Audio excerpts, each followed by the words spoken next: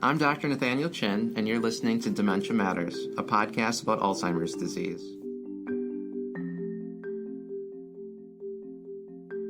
Dementia Matters is a production of the Wisconsin Alzheimer's Disease Research Center.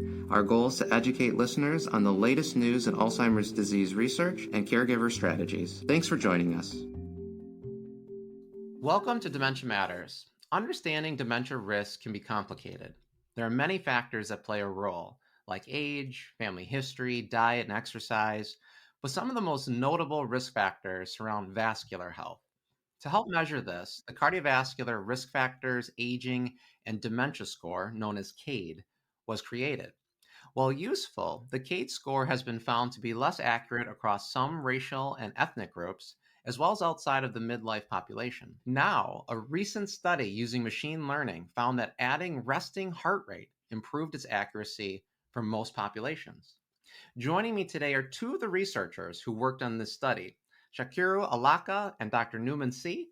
Shakiru is a PhD student at Brock University and a senior analyst for the Canadian Institute for Health Information, as well as a data scientist for Western University.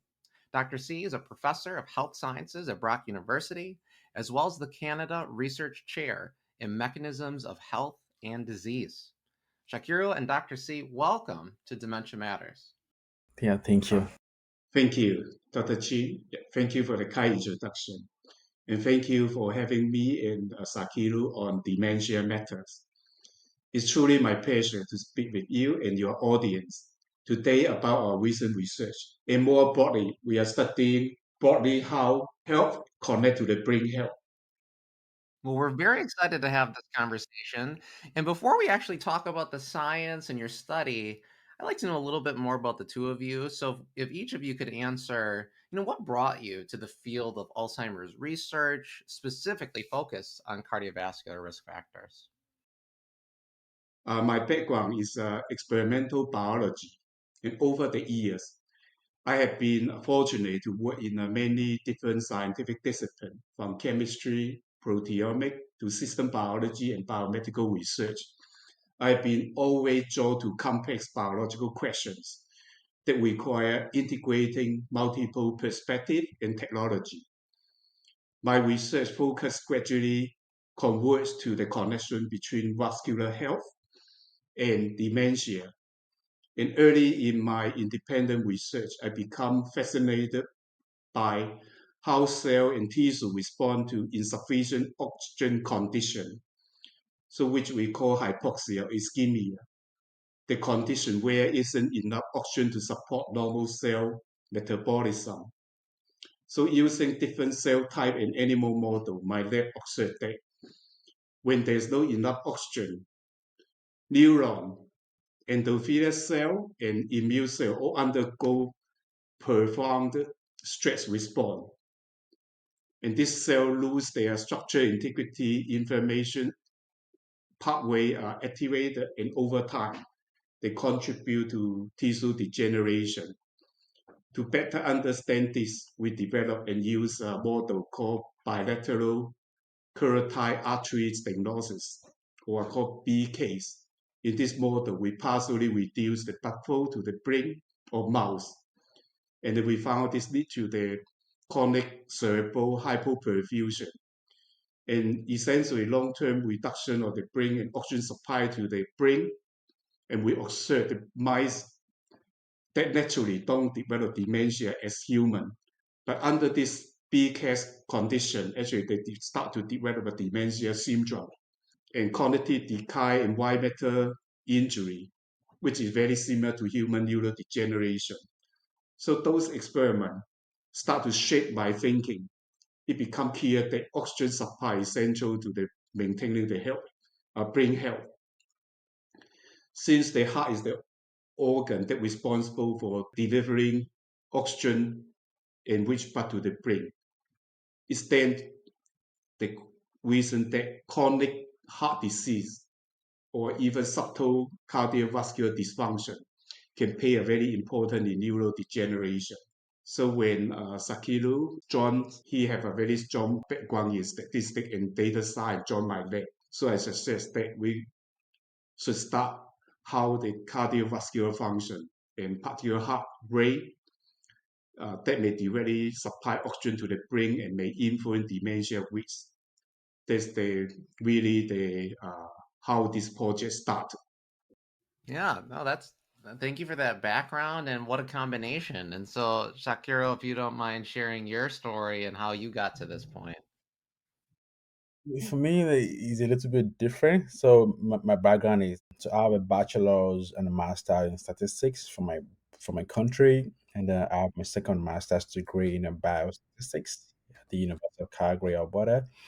And my thesis was around like a stroke epidemiology, and using like a AI, and so that how I found myself in the area of neurology.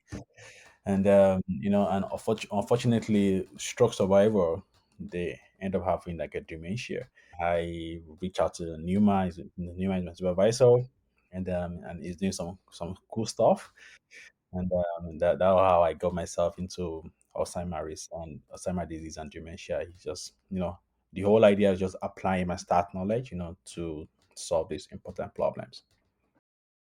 Yeah, well, I mean, and it makes sense, historically, right? We used to think that vascular dementia was have a stroke, then have cognitive impairment afterwards, and that's still true. But what you guys are going to be talking to us about is that it's not just strokes, right? So I'm excited. So my next question, though, is going to be related to the score. So can one of you summarize what exactly is the CAIDE score, and what are the specific cardiovascular factors that it will focus on?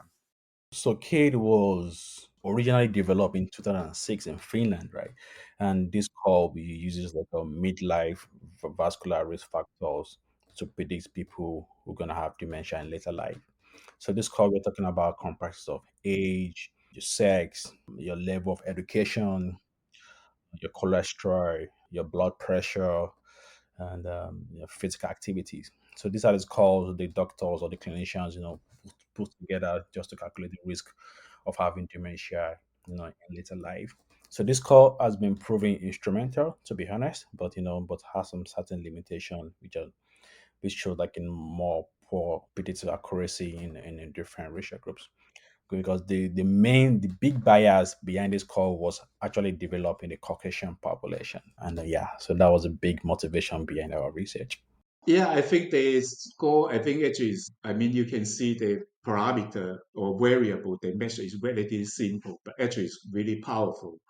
I mean, because, I mean, we know that dementia essentially, I think it's still incurable, although now have some monoclonal antibody drug. But I think the essentially we will still think it's incurable. So I think if we can predict it early, actually it's very useful.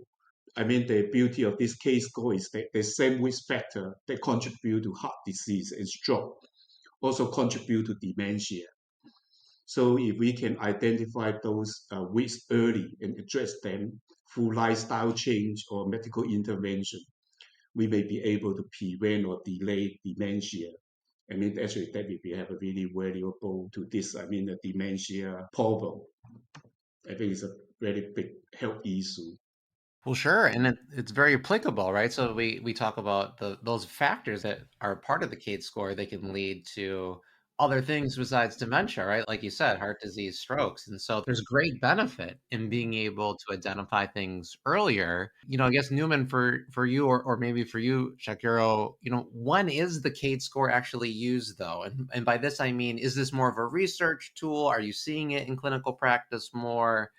And then from that answer, though, what are we seeing in research as far as the CADE score and dementia risk? Oh yeah, I believe like the medical community have came up with like several scores. For example, they have like Henum, like Libra scores. So these scores are rule-based classifier. To be honest, these are the scores the doctors or the clinician use. For example, when the patient is admitted to the hospital, they collect some certain features from the patient. They make way of integer numbers. So these are the scores they actually use. And yeah, I would say it is widely used in clinical practice, 100%. But just like there are some limitations, around like some say like it might work well in the men, it might not work well in the women. So these are the things like we need to answer like a comprehensive analysis. Yeah. So I think I mean, this score is widely used in epidemiological research and also public health screening, and is becoming increasingly used in tests in clinical to guide the prevention strategy. I mean, through lifestyle changes, and then it be found. I mean, consistently found. I mean, in research setting, higher score actually in midlife are more likely to develop dementia in later life. So this is important. I mean the most accurate at this moment, most accurate risk prediction for dementia.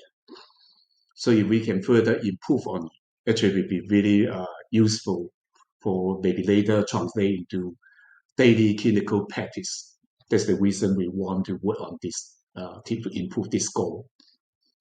I see. And you did already speak to this to some degree as far as the limitations of the CAIDE score, but were there any other concerns that you had about the score or the assessment that led you to look at the impact of incorporating something additional like a heart rate? And I'm going to ask you about the heart rate in the next question, but like, was there anything about the CAIDE score other than the limitation about it not really applying always to all racial and ethnic groups that got you motivated to look for additional factors?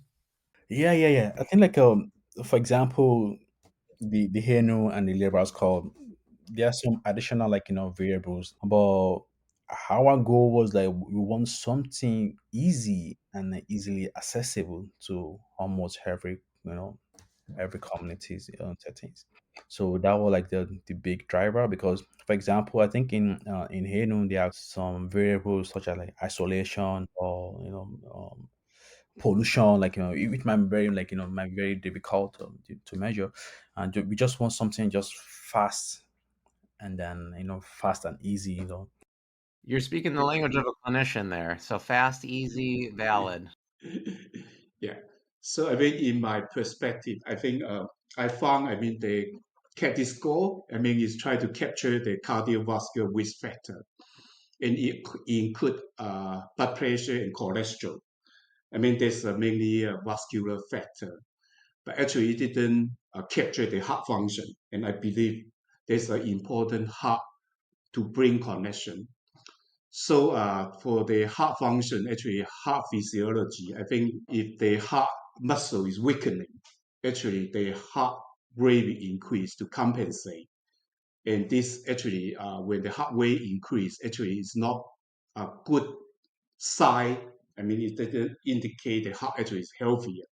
In fact, it's a signal that the heart is struggling in attempting to compensate due to the heart muscle weakness. So the heartbeat is faster to make it to make up the reduced stroke volume and making it to push more blood to the brain or to the other tissue. But over time, actually, this can lead to chronic underperfusion to the brain because the heart muscle is weakening, and then reducing the perfusion to the brain will reduce the oxygen delivery to the brain, and eventually neuronal stress and neurodegeneration will be as a result. So the wasting heart rate can be a severe problem and can serve as a simple and yet very powerful physiological marker to indicate the heart health. And so this is important, the heart to the brain connection. So we hypothesis that by adding this heart rate to the KD score could capture this missing link, and as our data also later confirmed, actually really improve the predictive accuracy. Newman, thank you for explaining that because that was actually going to be my next question is, well, why choose the resting heart rate? What does that actually mean? What does it reflect? And that was a great, explanation of the connection to heart physiology and heart strength. Was there anything else you wanted to add as to why you particularly like resting heart rate? I mean, yeah, just to follow up on what Newman said. So there has been a tons of research try to improve this case call. And for example, there's some. I think there was a study that tried to put like a cancer variable into this model, like a diabetes. But unfortunately, it's either this accuracy of this model stay the same or reduces. So and there has been several research that show that there is an association between resting heart rate and then cognitive impairment. But unfortunately, this variable has not been introduced to this CAIDE model. So that was one of the big motivation, or the big driver behind our research. And also, most research tend to focus on one racial group. Shakira, thank you for saying that too, because I was wondering why blood sugar wasn't on in the CAIDE score. So thank you for explaining that it has been looked at. It just didn't add anything to the model. And so with resting heart rate, though, especially in the study and the analysis you guys did, what was the process like? And I know that might sound like an odd question to some of our listeners, but how we check resting heart rate probably matters a great deal. It's not like you guys want to run them up a set of stairs and then check their resting heart rate. What was the protocol like? And I guess it's specifically like how long do people have to wait at home before they want to check their resting heart rate? So I think, I mean, this resting hardware is simple, inexpensive. I think doing it correctly also very important. Yeah. So you probably don't want to go to do it in the when visiting a doctor office. Probably the hardware will be a lot faster, same as hypertension. So I think the best condition I think is to rest to make sure it's not stressed in the very relaxed environment. And nowadays, I think we have a many wearable device, smartwatch. Actually, that will be really useful. It can continue monitor the heart rate 24 hours. So you can continue monitor it in the relaxed at home environment, a relaxed situation, or even sleeping. If they found the heart rate is abnormally high, and then that there's a concern. So I mean, choosing the right condition, of course, is really important. I mean, you don't want to be after do some exercise or doing walking to use that as an indicator to make sure actually it's in the under relaxed environment and the situation or it's still even during the sleeping I think normally our heart rate is a bit lower, but I think if it's still really high, it's still really high as indicated by wearable device or smartwatch, then that is a really big concern. And so I mean including this heart rate, and then if it's abnormally high it typically indicate the heart performance actually is a concern, and or maybe it's due to the autonomic nerve system actually imbalance. It will also stimulate the heart rate to be faster. But both of these key factors actually directly affect how the oxygen enrich, but actually reach the brain. And by including this easy to obtain variable, actually we can make the dementia screening more equitable, scalable, and relevant for everyone. Particularly nowadays, I mean, this wearable device really common. Yeah, that's a really good point. 24 hours of data is probably better than one time point. But for our listeners, take a break, relax, then check your resting pulse. I wanted to get some context about the people you were studying, the data that you were using. So who were these participants? How many were you able to analyze? And then how did you determine dementia?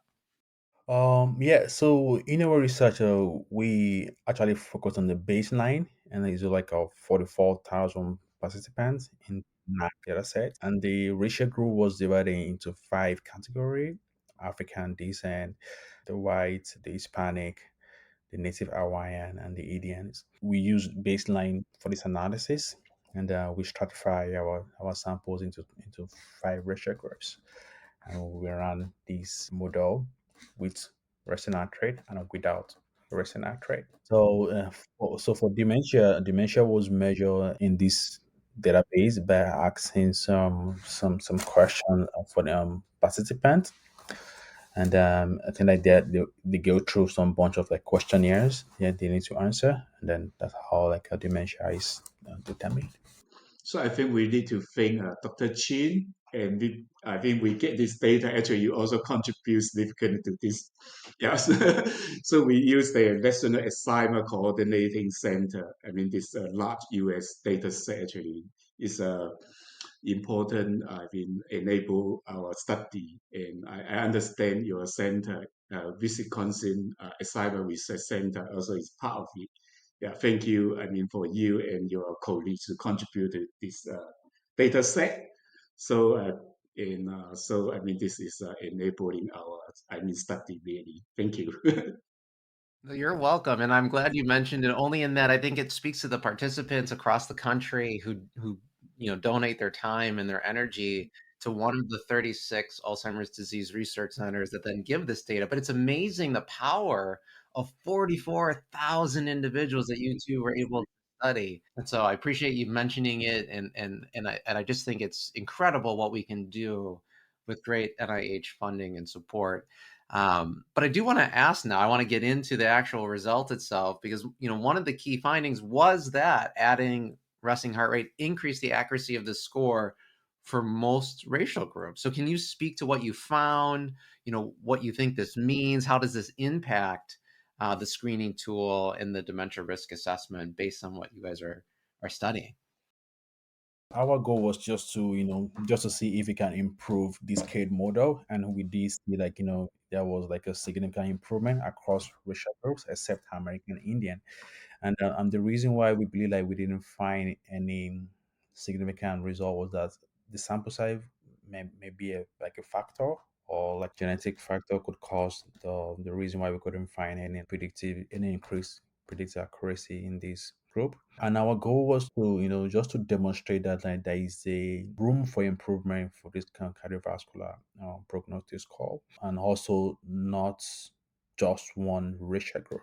So our goal, we want something that can actually work for everyone, not for just particular racial groups. So that was like our big, motivation, and we are really excited about this result. So I think because I think the KD score originally, I think is developed in Finland, as Shakiru just mentioned before. I mean, it had been concerned about actually maybe not similarly accurate to other races group. And so that I think this that actually data is very useful because you have a five different races group. I think the indigenous American, because maybe the probably the sample size is relatively small. So that's the reason we did not find, I mean, increase in the accuracy even after including the resting heart rate. I think that's the result also point to, I think, to the situation is that many of these large data set actually there's not enough participants from the indigenous people or underrepresented population are over missing, I mean, in this data set. So this also point to, I mean, equity issue. I think that probably we should later we should in the future study we should include, I mean, more this underrepresented group we could into the study so that we can increase the accuracy of all these predicting tools and different study. And ultimately, though, by adding the resting heart rate, you were able to improve the CAIDE model. So are you now applying that to more data or other data sets or studies? I mean, what are you doing next now that you have found this? Yeah, yeah. So for example, like we found like a similar result using the Canadian longitudinal study agent.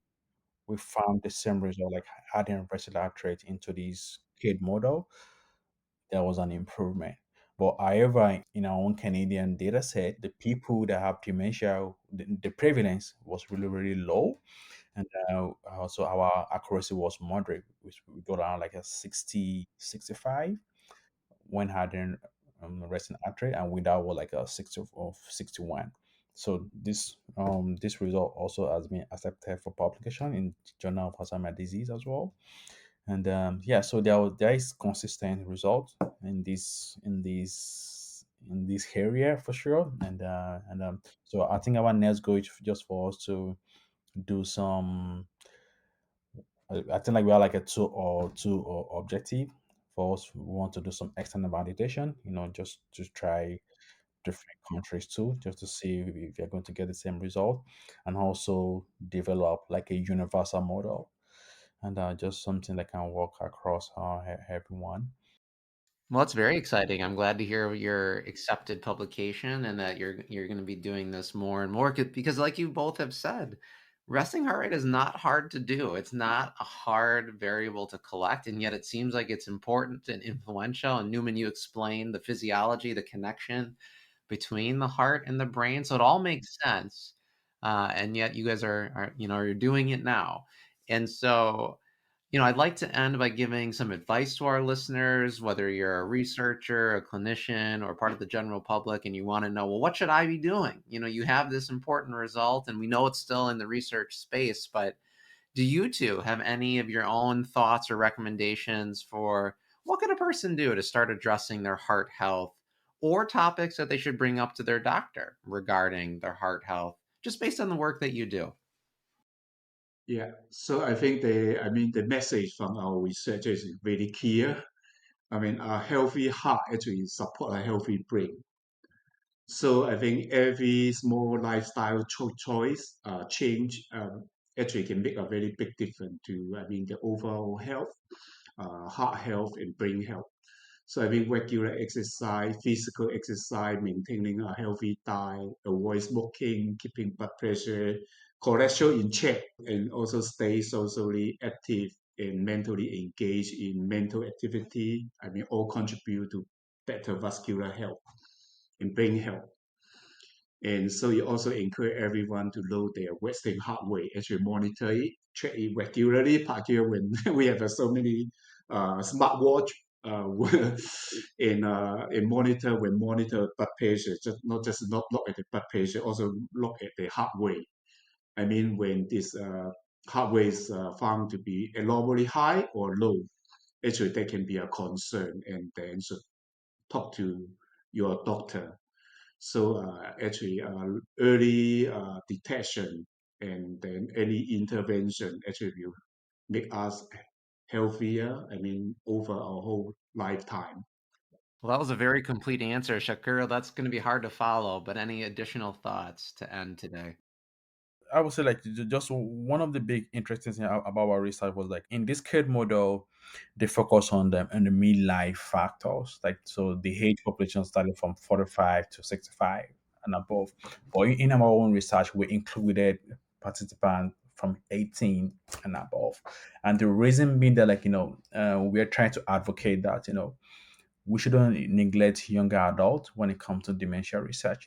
Just well, let's focus on younger adults as well, just include them in the population because research out there has been heavily involved on seniors. To be honest, like there's a lot of research going on senior, but we're just trying to say like it is because all these lifestyle factors starts from the younger age. Like smoking, obesity, and kind of like a move forward to the midlife started having all these like all the signals in your old age. So our goal was just to make sure like you eat healthy, engage in physical activities, and hopefully like we can all cure this this disease together.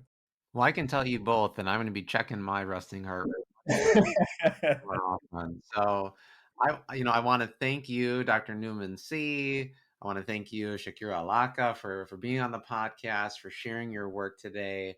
And I'm very excited to see what you both do going forward with the heart brain connection. So thanks for being on the podcast today. Thank you, Dr. Chin. Yeah, thank you for inviting us. Yeah, it's good to share this with you and your audience. Thank you. Thank you for listening to Dementia Matters. Follow us on Apple Podcasts, Spotify, or wherever you listen, or tell your smart speaker to play the Dementia Matters podcast. Please rate us on your favorite podcast app. It helps other people find our show and lets us know how we're doing. If you enjoy our show and want to support our work, consider making a gift to the Dementia Matters Fund through the UW Initiative to End Alzheimer's. All donations go toward outreach and production. Donate at the link in the description. Dementia Matters is brought to you by the Wisconsin Alzheimer's Disease Research Center at the University of Wisconsin-Madison. It receives funding from private, university, state, and national sources, including a grant from the National Institutes on Aging for Alzheimer's Disease Research. This episode of Dementia Matters was produced by Kaylin Rowerdink and edited by Eli Gadbury. Our musical jingle is Cases to Rest by Blue Dot Sessions. To learn more about the Wisconsin Alzheimer's Disease Research Center, check out our website at adrc.wisc.edu. That's adrc.wisc.edu. And follow us on Facebook and Twitter. If you have any questions or comments, email us at dementiamatters@medicine.wisc.edu. Thanks for listening.